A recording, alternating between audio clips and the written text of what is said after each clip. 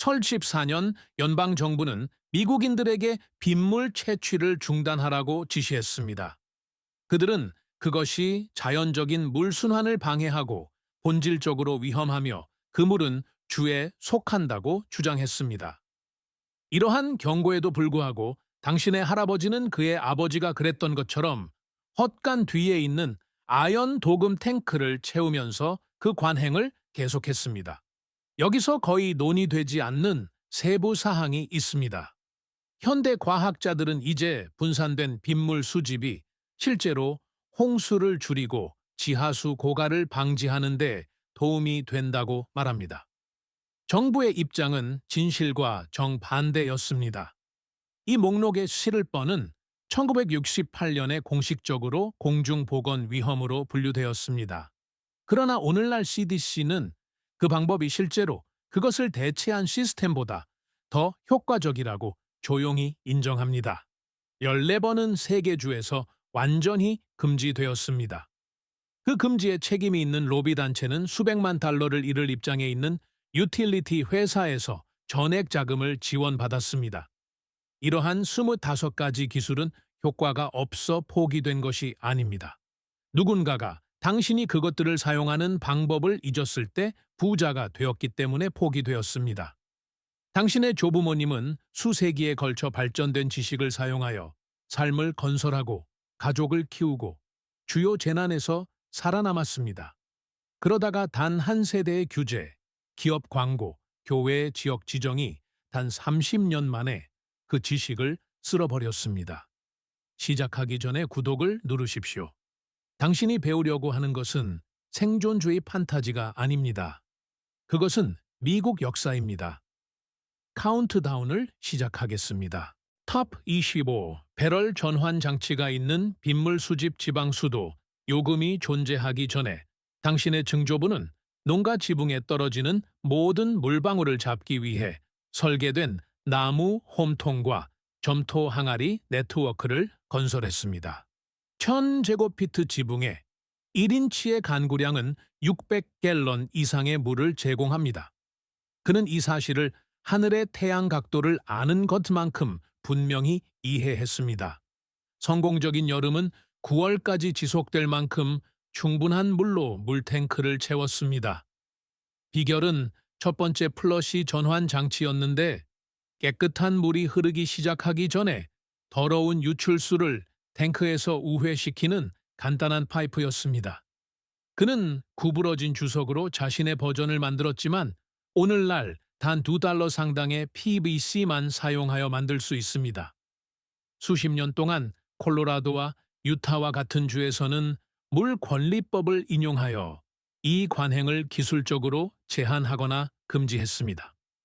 그러나 2016년에 콜로라도는 최대 110갤런까지 조용히 합법화했고 유타도 곧 뒤따랐습니다. 이러한 제한은 그 방법이 효과가 있고 항상 효과가 있었기 때문에 무너지고 있습니다.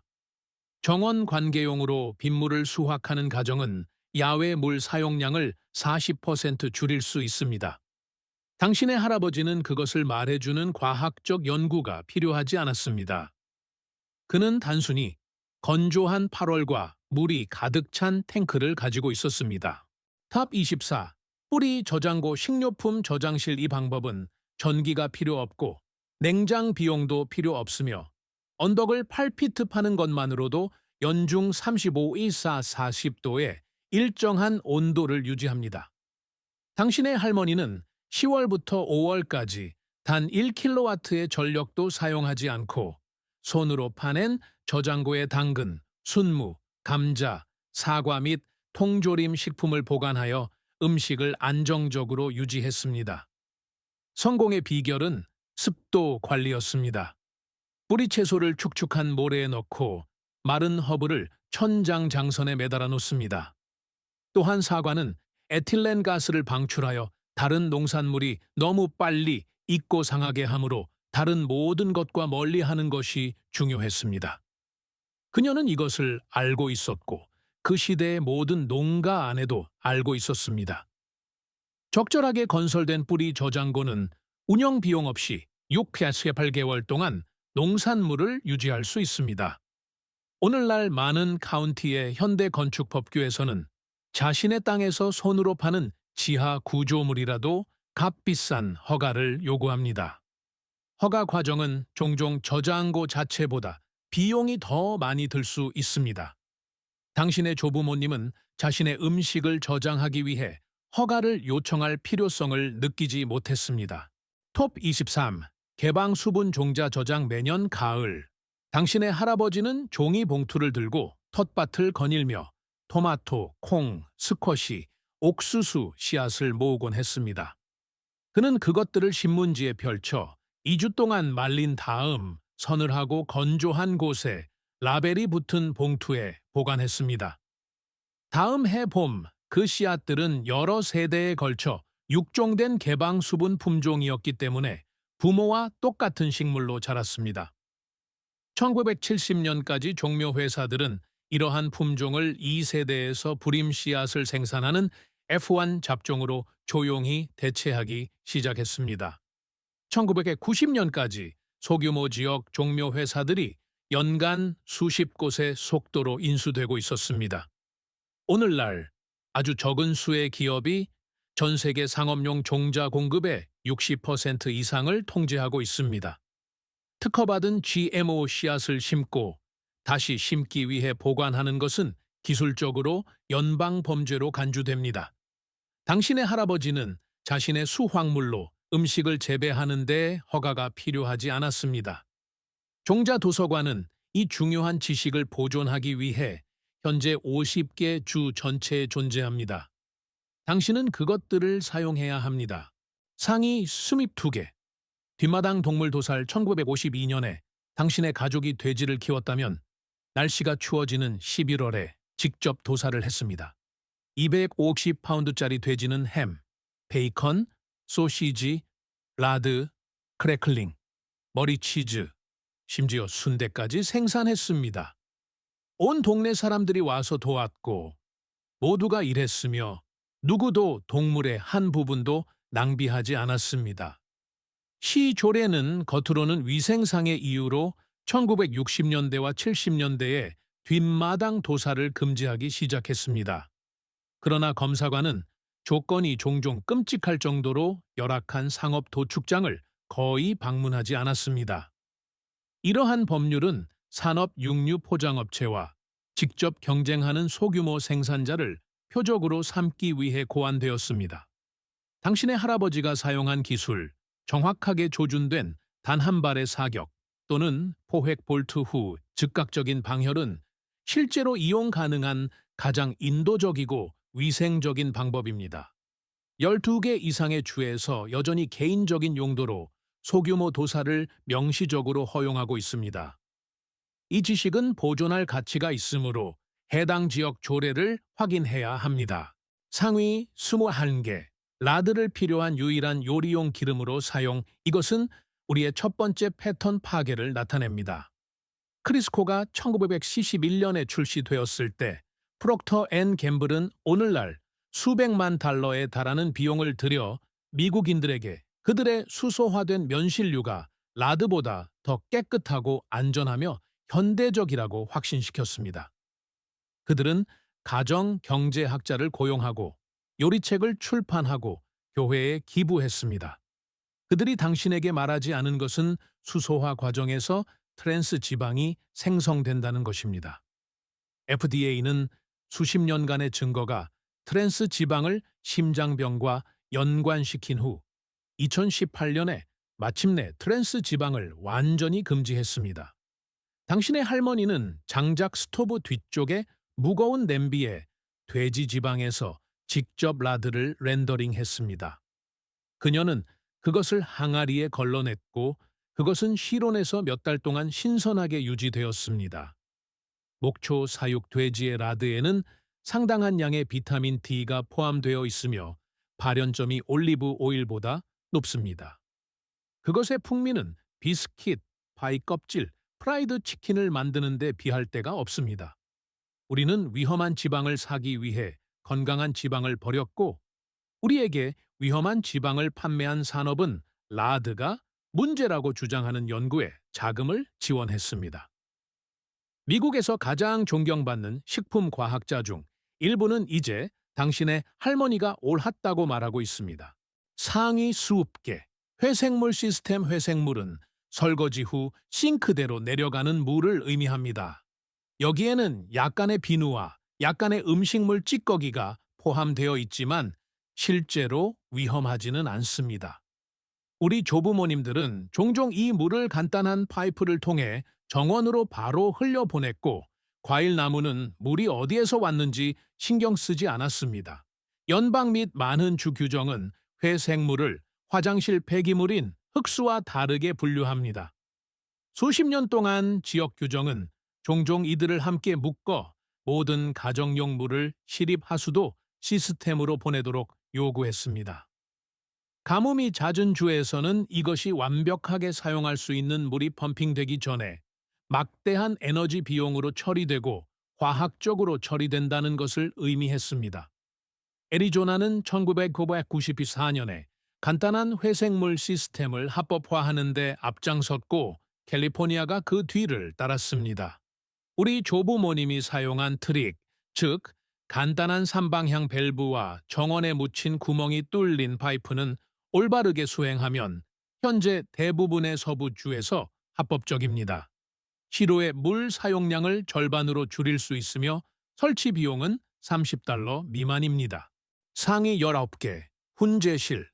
모든 농가에는 훈제실이 있었습니다. 햄, 베이컨 덩어리, 소시지, 생선을 히코리 또는 사과나무 장작불 위에 매달아 놓는 작은 나무 또는 돌 구조물이었습니다. 90도 이하의 온도에서 냉훈을 하면 연기가 항균 화합물을 육질에 직접 침투시켜 화학작용을 통해 고기를 보존했습니다. 증조 할아버지의 훈제실에서는 냉장 보관 없이도 돼지고기를 1년 내내 먹을 수 있었습니다. 현대 건축법에서는 모든 영구적인 야외 구조물에 대해 허가를 받아야 하며 화재법에서는 대부분의 카운티에서 노천 소각을 제한하고 있습니다. 일부 보건부서에서는 집에서 훈제한 육류를 재판매 금지 식품으로 지정하기도 했습니다. 그러나 자신의 사유지에서 자신의 가족을 위해 사용하는 것은 대부분의 관할 구역에서 여전히 합법입니다. 이 기술은 매우 구체적입니다. 연기가 식기 전에 고기에 닿도록 파이프로 연결된 별도의 화실이 필요합니다. 유독성 수지를 생성하는 침엽수 대신 활엽수를 사용해야 합니다. 온도계도 필요합니다. 할아버지는 아버지에게서 이 기술을 배웠고 잠결에도 할 수 있었습니다. 이 지식은 할아버지 세대와 함께 거의 사라질 뻔했습니다. 터피8. 공공토지에서의 식량 채집. 이것은 우리의 두 번째 패턴 파괴입니다. 1897년 존 뮤어는 일반 미국인들이 수세대 동안 식량 채집에 사용했던 토지를 보호하기 위해 국유림 시스템을 설립하는 데 기여했습니다.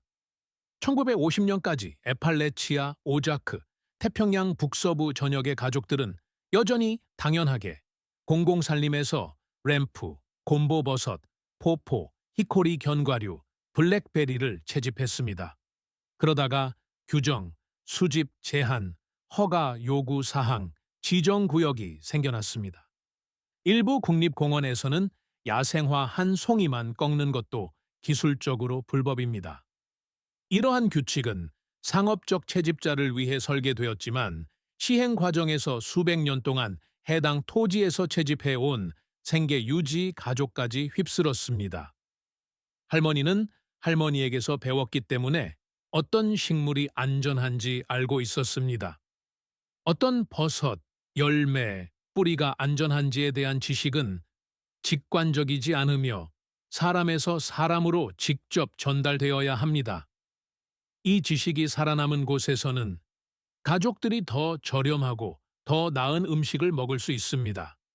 대부분의 국유림에서는 허가 없이 하루에 최대 2갤런의 열매, 견과류, 버섯을 개인적으로 채집할 수 있습니다. 해당 산림에 대한 구체적인 규정을 읽어본 다음 가십시오. 톱 17. 변소와 인분 비료 실내 배관이 미국 농촌 지역에 보급되기 전에는 변소가 표준으로 사용되었습니다. 올바르게 관리되고 정확하게 설치되고 매 사용 후 석회 또는 제로 덮어 관리되는 변소는 하수를 발생시키지 않고 물이 필요 없고 수질 오염을 일으키지 않는 기능적인 위생 시스템입니다. 증조 할머니는 평생 변소를 사용하셨고 2번 생각하지 않으셨습니다. 조셉 젠킨스가 쓴 인분 비료 핸드북은 현재 4판까지 나왔으며 고온 호열성 퇴비화를 통해 인분 폐기물을 병원균 없는 정원 퇴비로 안전하게 퇴비화하는 과학적 원리를 설명합니다. 이 과정은 올바르게 수행하면 제약 잔류물과 산업 화학 물질로 오염된 경우가 많은 도시 하수 슬러지보다 더 안전한 물질을 생산합니다. 대부분의 카운티의 지역 보건 규정에서는 도시 하수도 또는 승인된 정화조 시스템에 연결하도록 요구하고 특정 허가 없이 퇴비화 화장실을 금지합니다. 그러나 많은 주에서 이제 승인된 시스템에 대한 허가 경로를 마련하고 있습니다. 인분 폐기물은 위험이 아닌 자원이라는 근본적인 원칙은 할아버지와 할머니가 규제 체계 없이도 이해하고 계셨던 것입니다. 톱 심세투스, 뒷마당 양봉 꿀벌은 지금 인간의 도움이 필요합니다. 2006년부터 매년 관리되는 꿀벌 군집의 약 30%가 군집 붕괴 현상으로 사라졌습니다. 그 원인은 살충제, 서식지 손실, 기생충, 단일 경작 농업 등 복잡합니다. 할아버지는 소나무 판자와 양철 지붕으로 직접 만든 상자로 벌을 키웠습니다. 9월에 꿀을 수확하고 겨울을 나는데 충분한 양을 남겨두고 남은 꿀은 도로변 가판대에서 유리병에 담아 팔았습니다. 등록, 검사, 허가는 필요하지 않았습니다. 대부분의 도시에서는 이제 벌집 위치 등록, 대지 경계선으로부터의 최소 이격거리, 경우에 따라 이웃 통지 또는 동의를 요구합니다. 이러한 규칙으로 인해 도시 양봉이 너무 복잡해져서 많은 잠재적 양봉가들이 포기하게 되었습니다. 한편 꿀벌 개체수는 계속 붕괴되고 있습니다. 기술 자체는 변하지 않았습니다. 랭스트로스 벌통, 훈증기, 베일, 인내심만 있으면 됩니다. 할아버지가 벌통의 리듬, 건강한 군집의 소리, 프로폴리스와 밀랍 냄새에 대해 뼛속 깊이 알고 있었던 지식은 전국의 모든 도서관에서 얻을 수 있습니다. 뒷마당에 벌통 2개를 두는 것은 일반 미국인이 할 수 있는 가장 파괴적인 생태, 보건 행위 중 하나입니다. 터피 운드, 소에서 가짜낸 우유. 이것은 우리의 3번째 패턴 파괴입니다. 생우유 규제는 미국 식품 역사에서 규제 포효에게 가장 명확한 예입니다. 1987년 FDA는 생우유의 주간 판매를 완전히 금지했습니다. 2000년까지 수넘게 이상의 주에서 주내 생우유 판매도 사실상 금지하거나 심각하게 제한했습니다. 명시된 이유는 병원균 위험이었지만 실제 동의는 저온 살균 인프라에 막대한 투자를 하고 소규모 경쟁을 제거해야 했던 낙농 로비였습니다. 과학이 실제로 보여주는 것은 다음과 같습니다. 저온 살균은 유해한 박테리아와 효소뿐만 아니라 유익한 박테리아와 효소도 죽입니다. 스위스, 독일, 핀란드에서 실시된 연구에 따르면 건강한 젖소에서 생산된 생우유를 먹고 자란 어린이는 저온 살균 우유를 마시는 어린이보다 천식 및 알레르기 발병률이 현저히 낮은 것으로 나타났습니다. Allergy and Clinical Immunology 저널의 2015년 연구에서는 그 효과가 극적이고 일관성이 있음을 발견했습니다. 당신의 할머니는 매일 아침 젖소에 젖을 짜서 몇 시간 안에 아이들에게 우유를 먹였습니다. 젖소를 볼 수 있었기 때문에 젖소는 건강했습니다. 위험은 모든 유능한 농부가 알고 있는 기본적인 위생 및 동물 건강 관행으로 관리할 수 있었고 지금도 관리할 수 있습니다. 현재 서레홍계 주에서 목장 공유 계약을 통해 생우유 판매를 허용하고 있습니다. 접근이 복잡하더라도 지식을 갖는 것은 가치가 있습니다. 톱 14위 느린 모래 여과 정원 관계 외에도 조부모님은 지붕에서 모은 빗물을 식수로 바꾸는 세라믹 여과 시스템을 구축했습니다. 느린 모래 필터는 1820년대부터 시작된 기술입니다. 화학 물질이나 전기가 필요 없이 자갈, 모래 및 생물학적 유기체층을 사용하여 병원균을 제거합니다. 시립당국은 1920년대 염소 소독이 표준이 될 때까지 이를 주요 수처리 방법으로 사용했을 정도로 효과적이었습니다. 식품 등급 배럴 2개와 약 $40 상당의 재료로 적절하게 제작된 느린 모래 필터는 하루에 50갤런을 처리하고 병원균에 대한 시립 표준을 충족하거나 초과하는 물을 생산할 수 있습니다. 당신의 할아버지는 콘크리트와 강모래로 필터를 만들었고 수도, 요금이 필요하지 않았습니다. 식수 기준은 기술적으로 시립 시스템에서 화학 소독을 요구하지만 개인 토지에 있는 개인 우물에는 그러한 요구 사항이 없습니다. 필터 설계는 여러 공학대학 및 국제개발 환경에서 사용하는 NGO에서 무료로 제공합니다. 효과가 있으며 항상 효과가 있었습니다.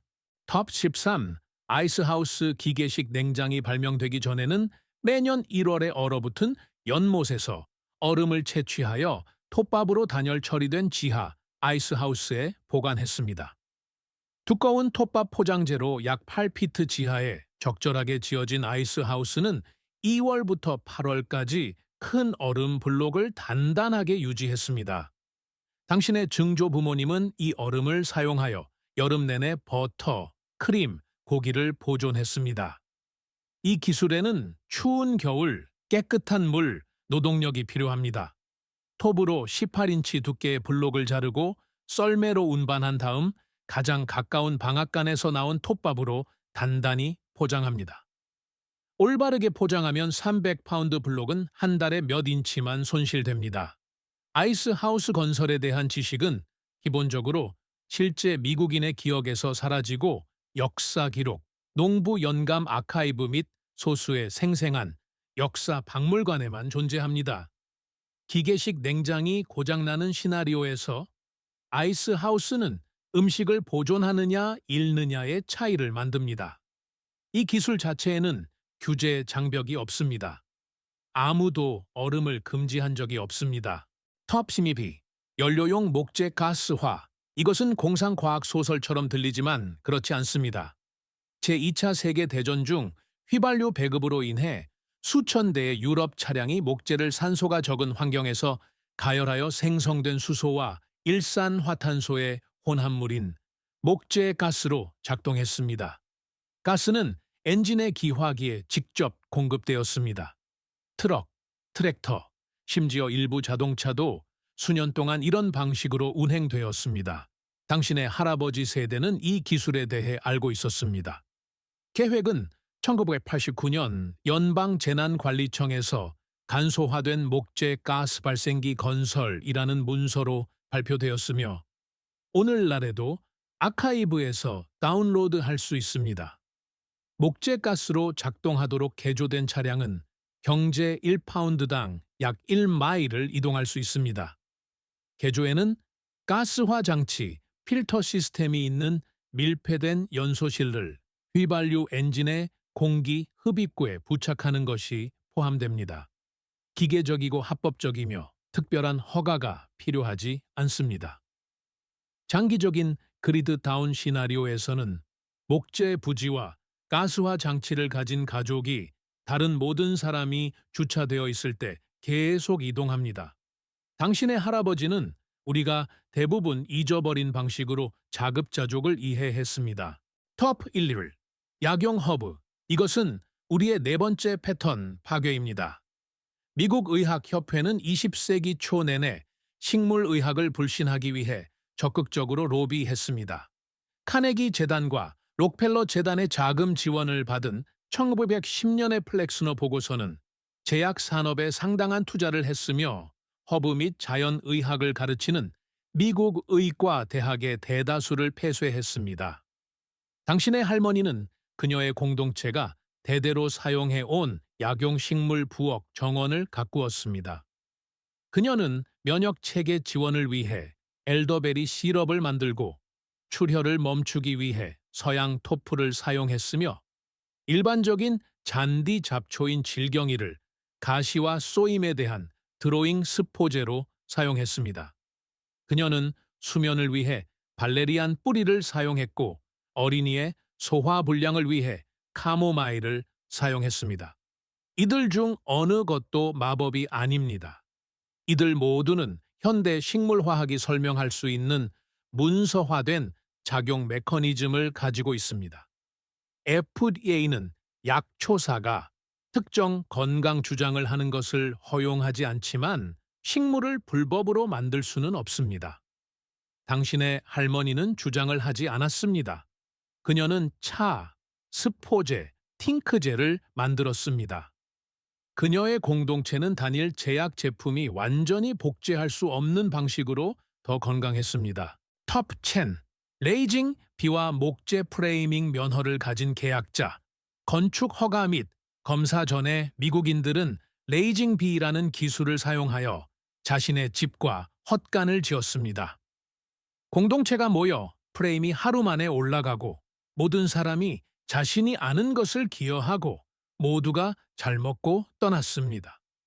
가족은 이 방법을 사용하여 한 시즌 안에 자신의 땅에 튼튼한 목재 프레임 집을 가질 수 있었습니다. 현대 건축 법규에서는 이제 거의 모든 구조 작업에 대해 면허를 가진 계약자가 필요합니다.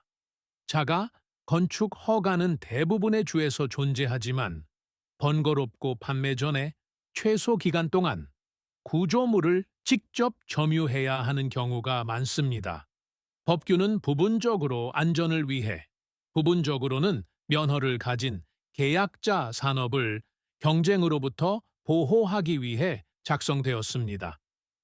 기술이 사라지지 않았습니다. 목자의 프레이밍 학교는 전국에서 운영되고 있으며 Natural Building Networks와 같은 조직에서는 코부, 집단 및 흙 건축을 가르칩니다. 당신의 할아버지는 자신의 집을 지었고 100년 동안 서 있었습니다. 당신이 직면한 가장 중요한 규정은 카운티의 설정과 최소 평방 피트 요구 사항입니다. 그 숫자를 아십시오. 다른 모든 것은 배울 수 있는 기술 지식입니다. 톱 9. 뒷마당 닭. 1940년에 마당이 있는 거의 모든 미국 가정에서 닭을 키웠습니다. 계란은 사지 않았습니다. 매일 아침 주방 쓰레기를 먹고 곤충을 통제하며 정원에 거름을 생산하는 12마리의 닭에서 수집했습니다. 시스템은 폐쇄적이고 우아했으며 유지하는데 거의 비용이 들지 않았습니다. 1960년까지 대부분의 미국 도시의 구역 지정법에서는 도시 경계 내에서 가축을 금지했습니다. 이 법은 냄새와 소음에 대한 불만, 고밀도 지역에서 합법적인 우려로 인해 추진되었지만 결국 규칙을 정당화할 만한 밀도가 없는 교외 지역에서 뒷마당 닭을 불법으로 만든 광범위한 브러쉬로 적용되었습니다. 도시 닭 키우기 운동은 이 중 많은 부분을 되돌렸습니다. 현재 150개 이상의 미국 도시에서 일반적으로 재산 경계선에서 물러나야 하는 수탈기 없는 306마리의 작은 산란닭을 명시적으로 허용합니다. 주방 쓰레기를 먹고 돌아다니는 닭의 알은 시판되는 알보다 오메가3 지방산과 비타민 D 수치가 측정 가능할 정도로 높습니다. 당신의 할머니는 자신의 닭을 이름으로 알고 있었고 당신도 그럴 수 있습니다. 톱 8. 스프링하우스 언덕 옆 샘에서 흐르는 물이 작은 돌 또는 통나무 구조물에 모여 냉장 없이 연중화시 45.5도 사이의 온도를 유지합니다. 당신의 증조 할머니는 매일 저녁 그녀의 우유 그릇, 버터 그릇, 남은 저녁 식사를 그 스프링하우스에 두었습니다. 온도는 대부분의 현대 냉장고보다 더 일정했습니다. 스프링하우스를 지으려면 스프링이 필요하며 모든 부동산에 스프링이 있는 것은 아니지만 스프링이 있는 지역에서는 전력, 허가 또는 구조물을 깨끗하게 유지하는 것 외에 유지 관리 비용 없이 완벽하게 작동합니다. 샘 자체는 순도를 테스트해야 하며 모든 주 농업 확장 사무소에서 무료로 제공합니다. 보건 규정에서는 상업용 식품 저장에 대해 41도 이하의 냉장을 요구하지만 귀하의 개인 스프링 하우스는 귀하의 개인 가족에게 제공되며 그러한 규제 부담이 없습니다. 기술은 무료이고 물은 무료이며 추위는 무료입니다. 당신의 할머니는 프리기다이레를 얻을 때까지 그것을 사용했고 항상 우유가 이전보다 더 맛있다고 말했습니다. 텁채블, 끓는 물 욕조 통조림, 토마토, 피클, 잼, 과일을 보존하는데 할머니가 사용하던 일반적인 방법인 끓는 물 목욕 통조림은 이제 USDA에 의해 고산성 식품으로만 공식적으로 제한됩니다. 콩, 옥수수, 고기, 대부분의 채소와 같은 저산성 식품은 압력솥의 높은 온도만이 클로스트리디움 보툴리눔 포자를 확실하게 파괴하기 때문에 반드시 압력 통조림으로 만들어야 합니다. 문제는 할머니가 수십 년 동안 물통의 모든 것을 통조림으로 만들었지만 아무도 죽이지 않았다는 것입니다. 그녀는 기술, 판단력, 그리고 어머니로부터 전수받은 지식을 가지고 그것을 했습니다. 그녀는 어떤 음식이 안전할 만큼 충분히 산성인지 나쁜 밀봉의 징후를 알았고 모든 병을 테스트했습니다. 이것은 압력 통조림에 반대하는 주장이 아닙니다. 압력 통조림은 소유할 가치가 있습니다. 그러나 통조림에 대한 규제 환경은 사람들을 너무 겁먹게 하여 많은 사람들이 식품 보존을 완전히 포기하고 대신 할머니가 깨끗한 부엌에서 한 것보다 가정 검사를 훨씬 덜 받는 상업 가공업체에서 통조림 제품을 구매하는 것을 선택했습니다. 두 가지 방법을 모두 배우고 둘 다 사용하십시오. 그 지식은 당신의 것입니다. 톱 6. 식탁용 사냥 믹 디오치노키 게임 관리 규정. 면허 요건 및 필수 사냥꾼 교육 과정이 있기 전에 미국 가족은 먹기 위해 사냥하고 덫을 놓았습니다. 당신의 증조부는 11월에 밍크, 사향쥐, 비버, 토끼를 생산하는 덫 라인을 운영했습니다. 고기는 그의 가족을 먹여 살렸고 모피는 밀가루와 소금을 지불했습니다. 낭비되는 것은 없었습니다. 현대의 사냥 및 덫 놓기 규정은 광범위하고 종종 비용이 많이 들며 주마다 크게 다릅니다. 야생 동물이 주에서 관리하는 공공자원이라는 기본 원칙은 건전하지만 면허 비용과 허가 요건으로 인해 생계형 사냥이 가장 필요한 많은 가족에게는 접근할 수 없게 되었습니다. 크게 사라진 것은 지식입니다. 사슴을 손질하고 사양쥐를 준비하고 비버 꼬리에서 지방을 추출하고 어떤 부위를 말리고 어떤 부위를 신선하게 요리해야 하는지 아는 것입니다. 이것은 최고의 생물학적 및 영양학적 지식입니다. 그것은 당신의 할아버지의 가족이 식료품점이 선택 사항이 아니었던 대공황을 통해 먹여 살렸습니다. 톱 8. 손으로 파낸 우물. 이것은 우리의 5번째 패턴 깨기입니다. 20세기 중반에 지배적인 우물 뚫기 산업으로 부상한 유압 드릴링 회사는 대부분의 주에서 새로운 우물 설치에 대해 면허를 소지한 계약자를 요구하도록 성공적으로 로비했습니다. 언급된 이유는 대수층 보호 및 수질이었지만 실제 효과는 손으로 파낸 우물을 제거하는 것이었습니다. 당신의 할아버지와 그 이전의 모든 할아버지가 돈을 지불하지 않고도 가족에게 깨끗한 물을 제공하는 데 사용했던 기술입니다.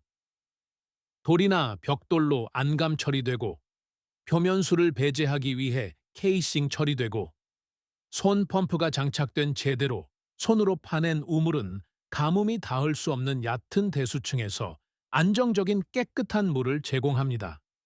이 기술은 노동 집약적이지만 기술적으로 복잡하지 않습니다. 기본적인 석조 기술과 수위면을 식별하는 지식이 필요합니다. 대부분의 지역에서는 어디를 봐야 하는지 알면 풍경에서 볼 수 있습니다. 그리드다운 시나리오에서는 전기 펌프가 있는 드릴로 뚫은 우물은 아무것도 생산하지 않습니다. 당신의 할아버지의 손 펌프가 있는 손으로 파낸 우물은 당신의 팔이 작동하는 한 하루에 100갤런을 생산합니다. 이 거래를 알았던 우물 파는 사람들은 거의 완전히 사라졌지만 그 지식은 역사 기록과 결코 사용을 멈추지 않은 아미쉬 및 메노나이트와 같은 공동체에 남아 있습니다. 톱셀, 태양열 탈수 전기 탈수기, 동결 건조 및 슈퍼마켓에 스낵 코너가 있기 전에 당신의 할머니는 모든 것을 말렸습니다.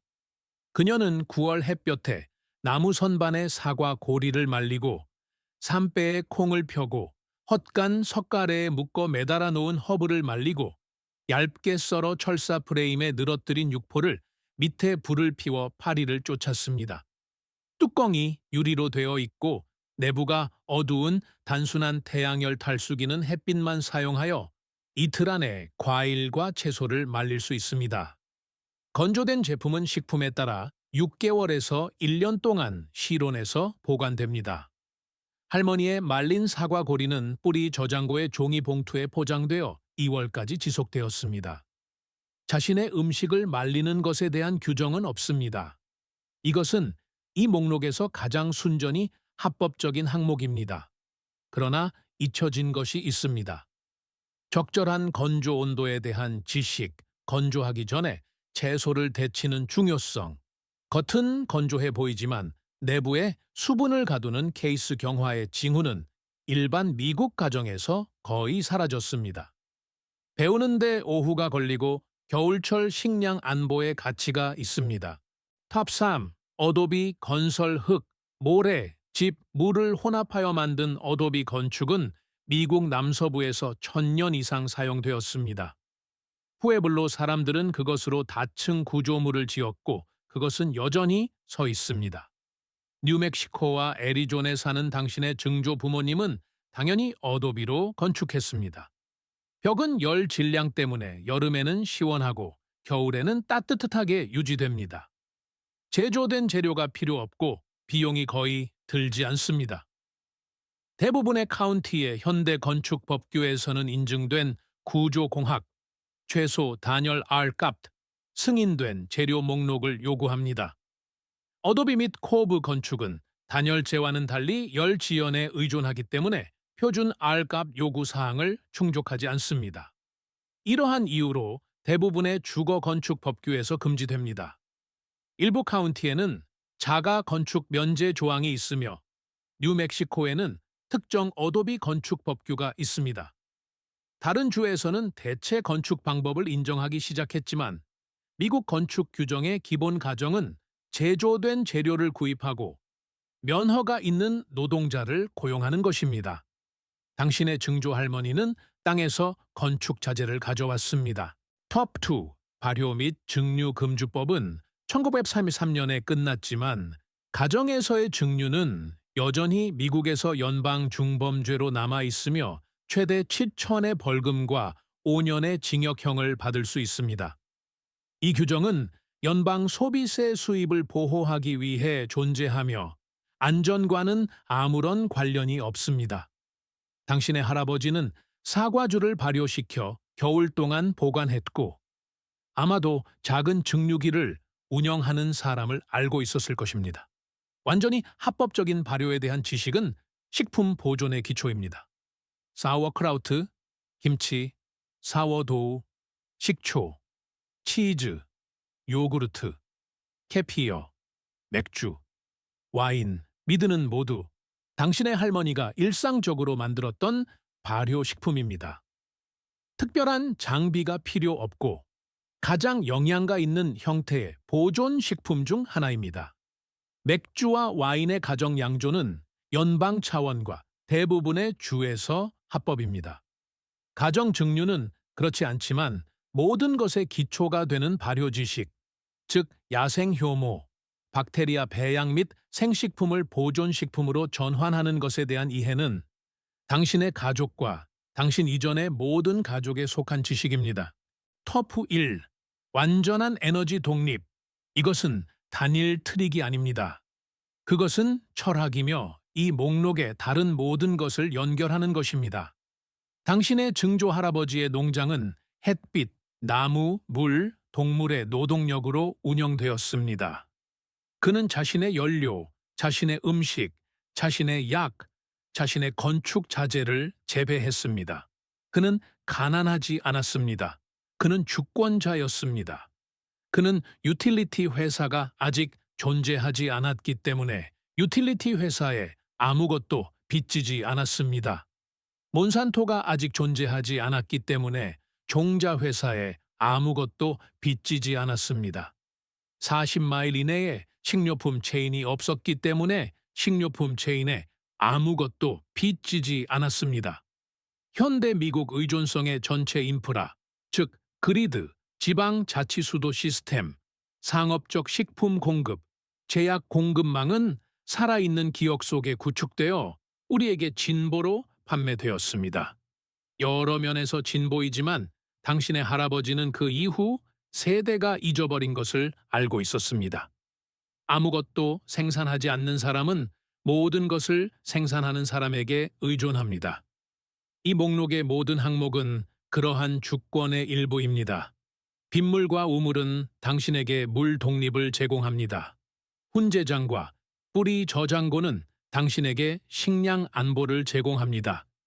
퇴비 화장실과 회수 시스템은 배기물 루프를 닫습니다. 나무 가스화 장치와 태양 전지 패널은 에너지 코드를 자릅니다. 종자 절약, 닭대, 부엌 정원 및 채집 지식은 어떤 공급망 중단도 건드릴 수 없는 식량 공급을 제공합니다. 이 중 어느 것도 환상이나 준비 광기가 아닙니다. 그것은 지난 60년 동안 미국 역사 전체에 걸쳐 인간이 이 땅에서 살았던 방식입니다. 당신의 조부모님은 그것을 모두 알고 있었습니다. 우리는 단 한 세대 만에 잊어버렸습니다. 왜냐하면 잊어버리는 것이 다른 누군가에게는 수익성이 있었기 때문입니다. 여기에 당신의 도전 과제가 있습니다. 단 하나만 선택하십시오.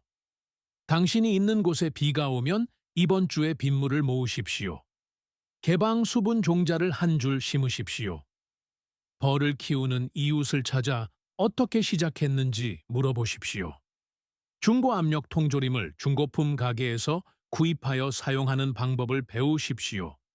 당신의 조부모님이 이러한 것들을 했는지 댓글로 알려주세요.